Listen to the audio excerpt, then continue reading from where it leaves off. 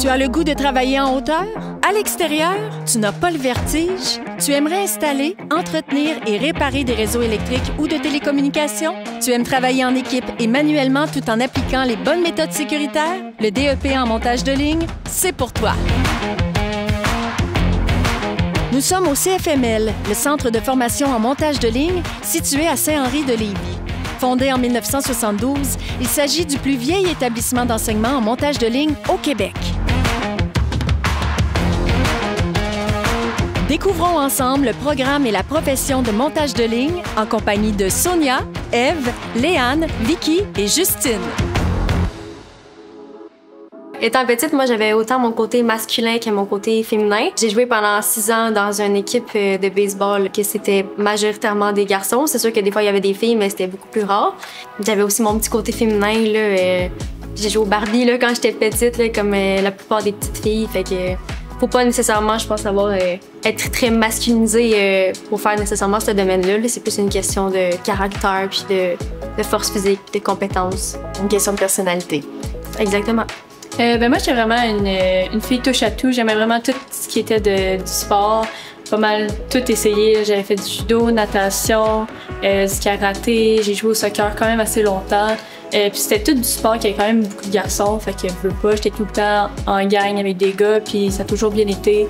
Tu peux dire que ça t'a conduit à ton milieu, puis déjà tu te sentais bien avec des gangs de gars. Oui, c'est ça. J'ai toujours été à l'aise dans cette dynamique-là. Puis j'ai toujours eu des belles affinités avec les garçons. C'est important de s'entraîner, c'est important d'être en forme pour suivre la formation de montage de ligne? Ouais.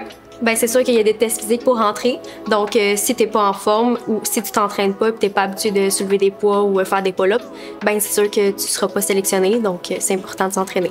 Quelqu'un qui voudrait venir dans le domaine, on pense entre autres aux filles, à quel point elles doivent se préparer mentalement et physiquement à l'avance pour ces tests-là? Quand même beaucoup, je pense. T'sais, au niveau de la force physique, surtout du haut du corps, c'est pas nécessairement quelque chose qui va être naturel ou inné. Je pense que c'est quand même important de le pratiquer avant puis de s'entraîner pour ça. C'est pour ça que nous deux, avec l'escalade, je pense que ça nous a quand même avantagé parce qu'on était déjà habitués d'utiliser notre haut de corps puis de travailler plus en force physique puis en endurance. Je pense que c'est quand même essentiel d'avoir une bonne préparation physique avant d'entamer le processus. Jamais l'ancienne enseignante d'anglais et directrice d'école secondaire aurait pensé devenir directrice d'un centre de formation professionnelle spécialisé en montage de ligne. Non, effectivement, jamais j'aurais pensé vivre un défi professionnel aussi motivant. J'ai la chance de travailler ici avec des gens formidables, des enseignants passionnés par leur métier de monteur de ligne. Et cette passion-là, on la sent tous les jours quand ils la transmettent à chacun des élèves qui côtoient notre centre. La réalisation d'un webinaire comme celui-ci est une super opportunité pour nous de faire connaître le montage de ligne à toutes les femmes au Québec et qui sait peut-être susciter chez elles le goût de dépassement, le goût de sortir des sentiers battus et de choisir de venir étudier ici, à notre centre, le métier de monteur de ligne. Une fois inscrite, il y a une sélection très précise pour être admise. Oui, notre programme est très contingenté. La sélection se fait dans 3 ordres, le test psychométrique, le test physique et d'aisance en hauteur. Il est certain que ça peut faire peur peut-être à certaines personnes d'avoir à faire tout ce processus, mais dépassez-vous, venez le faire, tentez votre chance, je suis certaine que vous allez être fiers de vous. À quoi ça ressemblait le test physique? Qu'est-ce qu'on t'a demandé de faire? On arrive, après ça, il y avait des stations, donc station du test en hauteur, station plus côté physique, puis il y avait aussi un parcours de course. Donc on faisait chaque station. C'est sûr qu'il y avait un bon stress de vouloir performer, de vouloir être bon puis se démarquer. Vous voulez pas, on est avec des garçons. Fait que là, on veut se prouver d'une certaine façon. Fait qu'on se mettait... Moi, en tout cas, pour ma part, je me suis mis un gros poids sur les épaules, puis j'étais vraiment fière quand j'ai su que j'avais été prise. En montage de ligne, on recherche un profil très particulier. Alors, voici à quoi ça pourrait ressembler.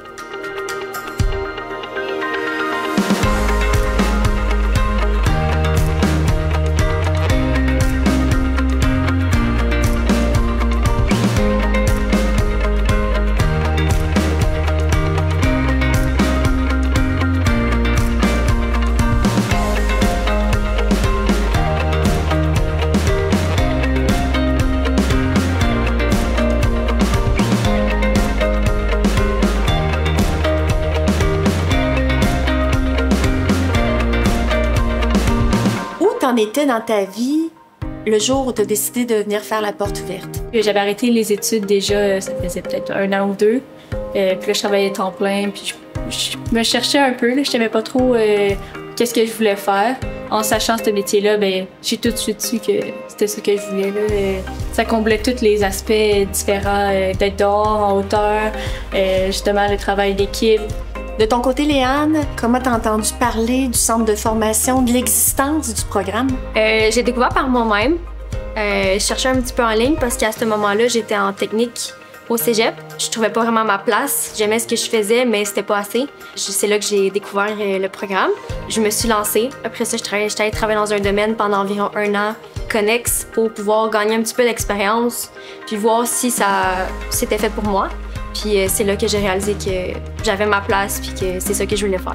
À quoi ça ressemblait votre première journée ici? La première journée, ben en fait, on a comme tout été divisé par groupe avec notre prof.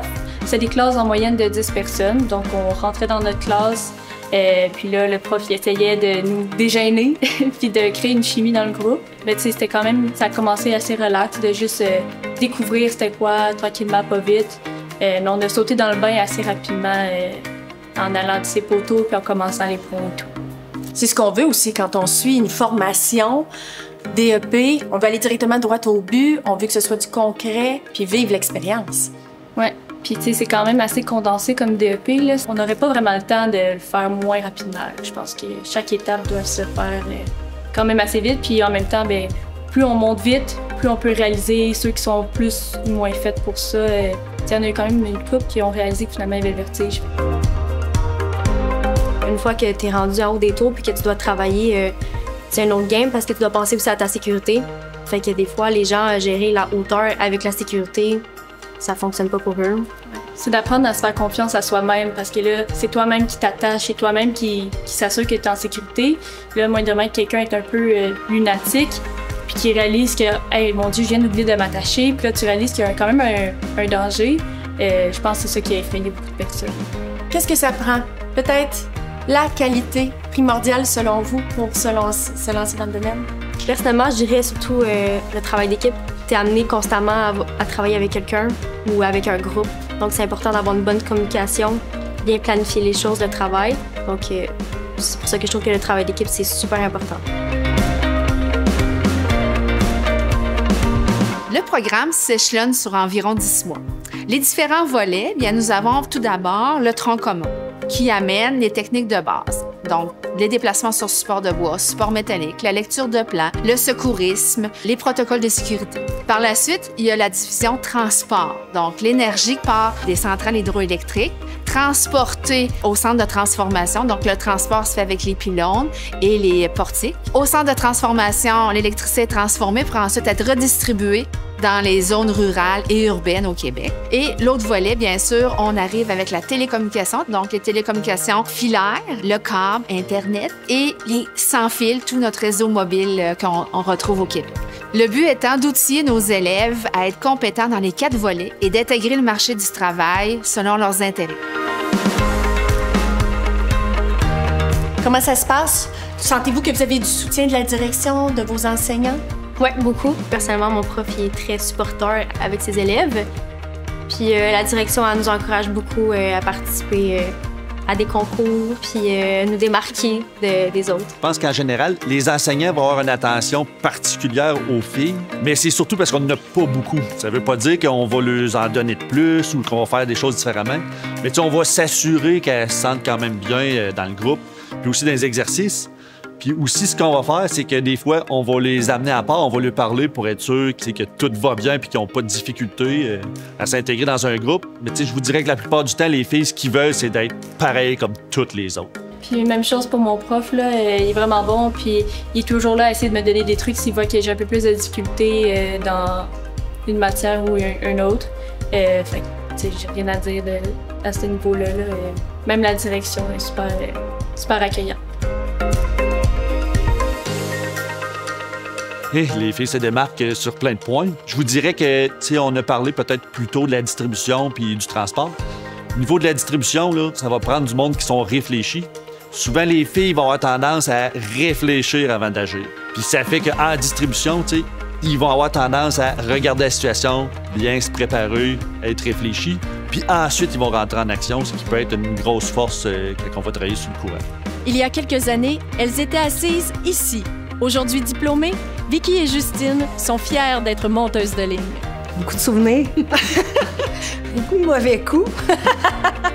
Mais non, souvenirs du temps passé ici à l'école, ça a été très agréable. Ouais. Ça fait pas si longtemps que ça, mais j'ai quand même l'impression que le temps passe vite. Il y a tellement de choses qui s'est passé depuis, mais c'est le fun, un petit brin nostalgique là, ce matin. Est-ce qu'il y a une de vous qui peut me dire une semaine typique, ça ressemble à quoi? Est-ce qu'il faut voyager? Est-ce qu'il faut se déplacer au Québec? Bien, pour ce qui est de l'employeur de Hydro-Québec, c'est sûr que dans les semaines, la semaine normale de travail, c'est du 7 à 5, tout dépendant, là, mais ça se peut parfois qu'il y ait des pannes puis qu'on doit répondre aux appels, là, dépasser notre corps de travail. Ça, c'est possible. Durant la nuit aussi, également. Pour ce qui est d'accéder à un poste permanent, c'est possible d'être obligé de se déplacer au travers du Québec, tout dépendant de la région où on est embauché au tout départ. Si on veut avoir un poste permanent, il y a des bonnes chances qu'on soit obligé de se déplacer à travers le Québec. Puis la vie, famille, travail, ça ressemble à quoi dans le métier? C'est possible. Il n'y a rien d'impossible. Ça soit dans n'importe quel métier. On nommait tantôt, mais infirmière, policier, pompier, peu importe. Et il y a d'autres métiers aussi qui font que les corps de travail ne sont pas évidents. Ça prend un conjoint ou une conjointe conciliant. Qu'on est capable de manier un peu l'horaire pour les enfants, mais c'est possible parce que on a une famille de 3 enfants, puis c'est possible de faire avec, oui. Est-ce que vous avez un conseil pour intégrer le marché du travail? De ne pas se décourager au moment qu'un employeur y ait un refus ou quoi que ce soit, de croire en soi, puis de continuer à postuler, puis de ne pas lâcher prise, parce que des fois, ça peut pas être facile le parcours d'embauche. Vous saviez la branche que vous vouliez aller ou vous saviez pas trop? Est-ce que tu savais que tu voulais aller en transport puis toi en distribution, ou c'était un peu flou puis vous attendiez de finir le DEP pour savoir qu'est-ce qui vous intéressait là-bas? Veux pas, j'ai toujours aimé la distribution parce que il y a beaucoup le côté technique, mais que je savais aussi également qu'il y a un côté chez Hydro qu'on fait du TST contact avec les gants. Puis ça m'attirait beaucoup parce que veux pas, c'est plus technique un petit peu. En rentrant chez Hydro, j'ai commencé en transport. Puis tu sais, quand on parle de faire votre parcours à vous, c'était pas prévu d'un carte, mais là, paf, c'est arrivé, ça s'est offert. OK, go, je l'essaie, tu sais. Puis j'ai vécu des expériences, là, c'était vraiment le fun, là, tu sais. On a fait les tours ici à Beaumont, là, qui a 425 pieds, là, tu sais, on est allé en haut, on a réparé des bouts de fil là-dessus, on a fait le bicycle là, sur le corps de garde, là, ça, c'était vraiment le fun, puis l'hélicoptère à côté. Ça, c'était vraiment, vraiment trippant, mais en distribution, je l'aurais pas fait, tu sais. Fait que c'était super le fun.